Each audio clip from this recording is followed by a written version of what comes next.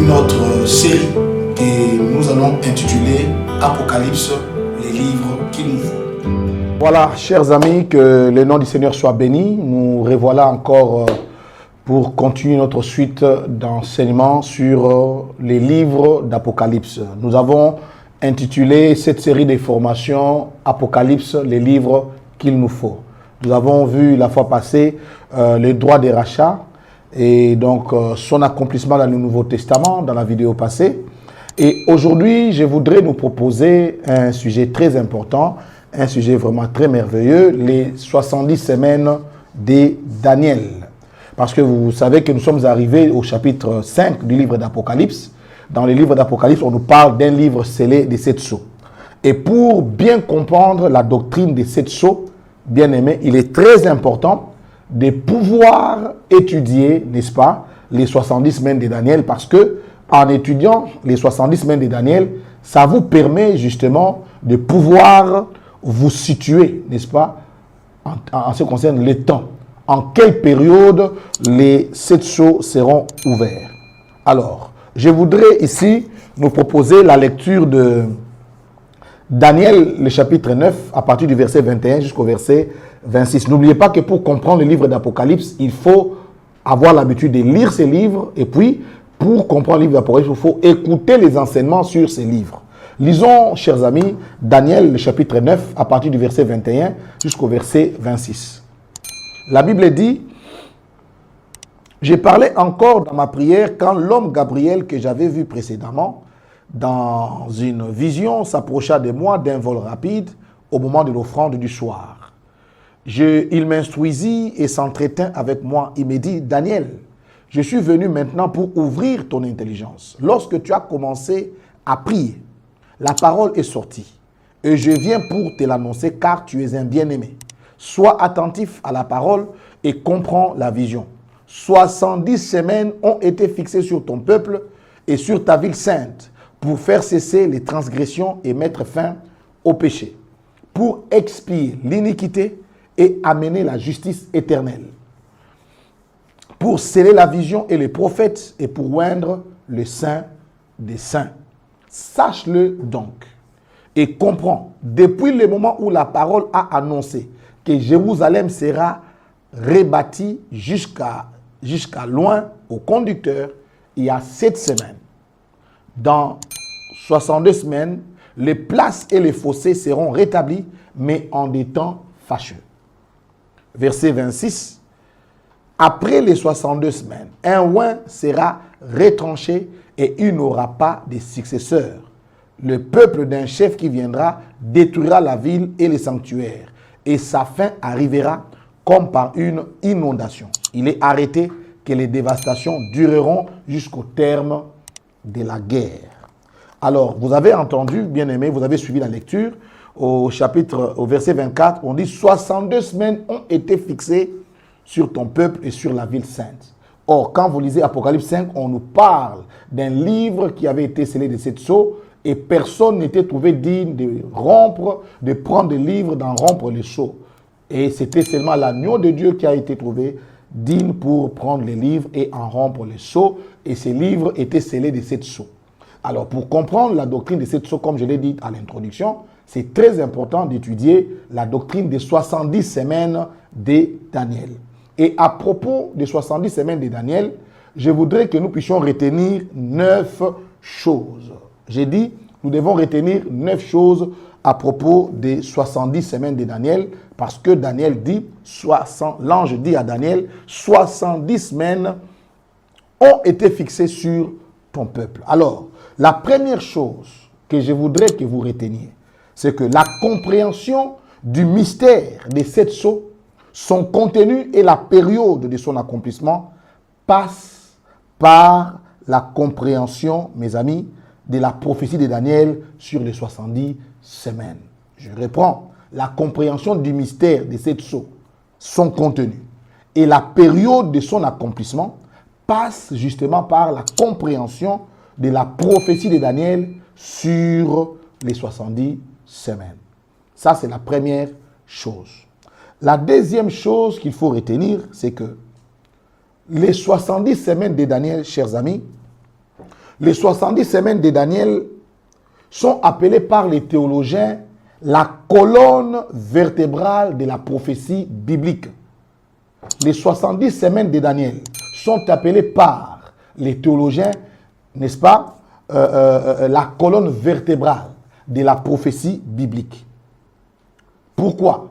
Parce que les 70 semaines de Daniel contiennent les grandes prophéties bibliques. Elles contiennent les grandes prophéties bibliques du temps de la fin en rapport, n'est-ce pas, avec Israël jusqu'à l'instauration, n'est-ce pas, du millénium.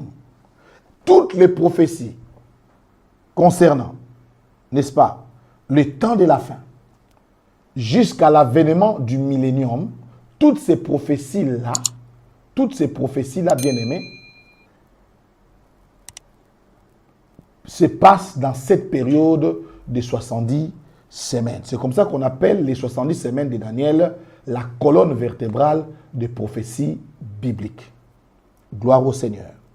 Alors, la troisième chose qu'il faut retenir à propos de 70 semaines, c'est que la troisième vérité ou la troisième chose que je tiens à dire, c'est que l'étudiant du livre de Daniel doit savoir que le livre de Daniel a deux parties. A deux parties, parce que nous venons de lire Daniel 9. Mais c'est important de comprendre le plan de ces livres-là. La logique même avec laquelle ce livre a été écrit. Il y a deux parties. La première partie, elle est narrative. Et c'est les 6 premiers chapitres, n'est-ce pas, du livre de Daniel. Là, vous trouverez, n'est-ce pas, beaucoup de récits. Je ne voudrais pas les évoquer ici. Et la deuxième partie, c'est la partie prophétique. Ce sont les 6 derniers chapitres. Et c'est dans les 6 derniers chapitres où se trouve justement Daniel 9. Alors, la quatrième chose que nous devons retenir, c'est que la prophétie sur les 70 semaines de Daniel a été reçue par Daniel quand il a découvert, n'est-ce pas, en lisant les prophéties du prophète Jérémie, que la captivité à Babylone devait prendre 70 ans. Et que Daniel a compris que le temps de sortir de la captivité était arrivé. Daniel a décrété 3 semaines de prière. Et c'est pendant ce temps de 3 semaines de prière, parce que Daniel a découvert que la fin de la captivité, les 70 ans dont Jérémie avait parlé, a touché à son terme. Alors Daniel, en priant, Dieu va lui révéler les calendriers prophétiques de l'avenir d'Israël. Les 70 semaines de Daniel. Ok? Et la 5e chose que nous devons retenir à propos de 70 semaines de Daniel, la différence entre les 70 ans dont parle Jérémie et les 70 semaines de Daniel, c'est que les 70 ans parlent de la durée de la captivité d'Israël à Babylone, alors que les 70 semaines contiennent les grandes prophéties du temps de la fin en rapport avec Israël. Donc, 70 ans des prophéties de Jérémie, c'est le temps de la captivité d'Israël à Babylone. Mais les 70 semaines de Daniel, ça parle, ça évoque, ça touche les grandes prophéties, n'est-ce pas, en rapport avec Israël, touchant les événements du temps de la fin. Et nous avons lu tout à l'heure, chers amis, Daniel 9, le verset 21, le verset 22, le verset 23 et le verset 24. Nous sommes allés jusqu'au verset 26. Pour quel but? Parce que nous avons lu tout à l'heure, on dit que 70 semaines ont été fixées sur ton peuple. Alors c'est pour quel but? Pour quel but 70 semaines ont été fixées au peuple d'Israël? Il y a 6 buts pour lesquels les 70 semaines ont été fixées au peuple d'Israël. Premièrement, faire cesser les transgressions. Deuxièmement, mettre fin au péché, selon les contenus que nous avons lus tout à l'heure. Troisièmement, expier l'iniquité. Quatrièmement, amener la justice éternelle. Cinquièmement, sceller la vision et les prophètes. Et huitièmement, oindre le Saint des Saints.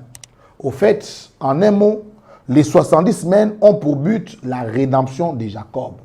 Rappelez-vous que Dieu avait dit à Jacob, ton nom ne sera plus Jacob, on t'appellera Israël. Et Dieu a dit ça à Jacob, à Padan Aram. Et plutôt, c'est à Péniel qu'il a été frappé et son nom est devenu Israël. C'était à Péniel. Mais Jacob a gardé le nom de Jacob. Dieu a continué à l'appeler Jacob. Quand bien même Dieu lui-même avait dit on ne t'appellera plus Jacob, on t'appellera désormais Israël. Pourquoi Jacob a continué à garder le nom de Jacob alors que Dieu avait déjà changé son nom? Parce qu'au-delà du fait que Jacob est un homme, Jacob est une nation, Jacob est un peuple. Jacob en tant qu'individu, son nom avait déjà été changé, il était déjà devenu Israël à Péniel. Mais Jacob en tant que nation a gardé l'état, n'est-ce pas? Israël plutôt en tant que nation est encore Jacob. Il n'est pas encore devenu Israël, l'homme spirituel. La nation d'Israël d'aujourd'hui fonctionne encore comme Jacob. Il faut que Israël en tant que nation passe par Péniel. Et nous savons que ça sera à la bataille d'Armageddon que Israël cessera de fonctionner comme Jacob pour vraiment être l'Israël de Dieu. Et les 70 semaines ont été fixées justement pour que Jacob devienne Israël. Ici, nous parlons de Jacob en tant que nation.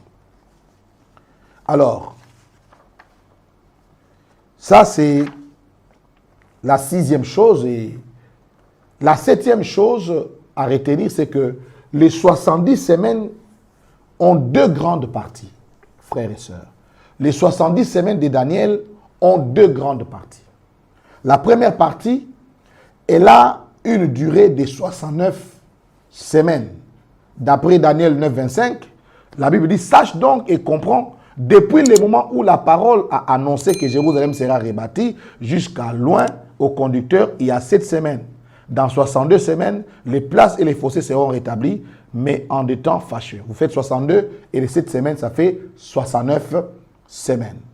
Donc, les 70 semaines de Daniel ont 2 parties. La première partie, c'est 69 semaines. Et donc, elle commence, n'est-ce pas, avec les décrets qui avaient été donnés pour que Jérusalem soit rebâtie. Et elle s'achève, n'est-ce pas, à la période de la mort de Christ. Ça fait à peu près 69 semaines. Je ne saurais pas vous faire la démonstration des calculs par rapport à ça, mais mes étudiants du cours d'Apocalypse, en audio, j'ai tenté de leur expliquer cela, ceux qui ont suivi avec moi les cours d'Apocalypse par WhatsApp. J'ai essayé d'expliquer cela. Mais ici, nous devons donner le cours d'Apocalypse en 15 minutes. Je ne saurais pas tout démontrer. Donc, depuis les décrets qui a ordonné, n'est-ce pas, la reconstruction de Jérusalem, jusqu'à la période de la mort de Christ, il y a eu 69 semaines. La deuxième partie, elle a une durée, n'est-ce pas, d'1 semaine. Et elle ne commencera que quand l'Antichrist fera une solide alliance avec plusieurs. Quand vous lisez Daniel 9, 27, même à partir de Daniel 9, 26, on dit après les 62 semaines, c'est-à-dire nous sommes déjà à la 70e semaine, on dit un oint sera retranché, la mort de Christ, et il n'aura pas de successeur. Le peuple d'un chef qui viendra détruira la ville et les sanctuaires, et sa fin arrivera comme par une inondation, et il est arrêté que les dévastations dureront jusqu'au terme de la guerre. On dit ce chef-là d'un peuple qui viendra fera une solide alliance avec plusieurs pour 1 semaine. Vous voyez ça? On dit qu'il fera une alliance avec plusieurs pour 1 semaine. Donc quand vous prenez les 69 semaines et pour la dernière semaine-là, ça fait 70 semaines. Je vais en parler après.